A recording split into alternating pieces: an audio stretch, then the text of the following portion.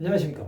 오늘은 요한계시록 9장 1절에서 3절의 말씀으로 나팔소리 5번째라는 제목으로 하나님의 말씀을 나누고자 합니다. 본 말씀은 다섯 천사가 나팔을 불매 내가 보니 하늘에서 땅에 떨어진 별 하나가 있는데 그가 무저갱의 열쇠를 받았더라. 그가 무저갱을 여니 그 구멍에서 큰 화덕의 연기 같은 연기가 올라오며 해와 공기가 그 구멍의 연기로 말미암아 어두워지며 또 황충이 연기 가운데로부터 땅 위에 나오며 그들이 땅에 있는 정갈의 권세 같은 권세를 받았더라. 다섯째 천사가 나팔을 붑니다.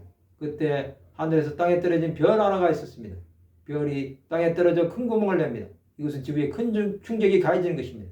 그 별은 무저갱의 열쇠를 받았습니다. 무저갱은 지옥을 가리키지만 땅속 깊은 곳을 말할 수도 있습니다. 지구와 소행성은 언제든지 충돌할 수 있습니다. 이 일이 일어나면 수많은 국가가 초토화될 것입니다. 이것은 하나님의 주권 아래에 있는 일입니다.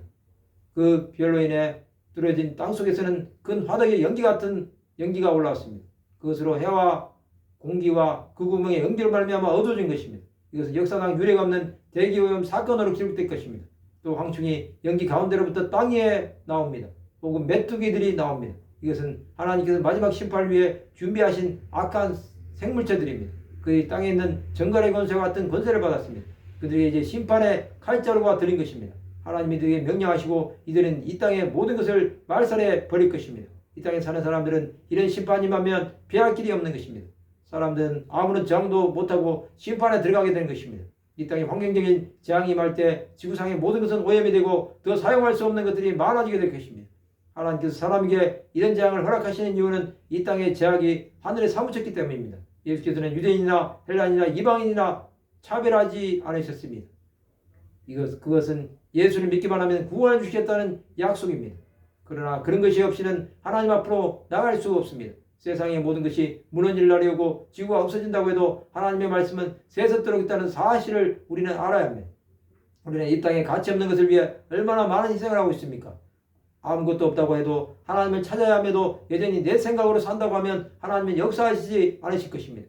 내 노력은 하나님 앞에 아무것도 아닙니다. 그것을 철저하게 인정해야 합니다. 이 땅의 시간이 얼마나 남았는지 날마다 계수하는 지혜를 가져야 합니다. 우리는 이러한 믿음으로 남은 생애를 보내야 합니다. 그러나 이가 우리 삶 가운데 가득하시기 바랍니다. 심판의 날까지는 아직 시간이 있습니다. 그러나 그 시간이 얼마나 남았는지는 우리가 알 길이 없습니다. 그 시간까지 주 예수를 전하시는 삶을 사시기 바랍니다. 말씀을 마치고자 합니다. 심판의 날이 다가올수록 하나님 나라를 위해 더욱 충성하는 하나님의 백성들이 되시기를 주님의 이름으로 축원합니다.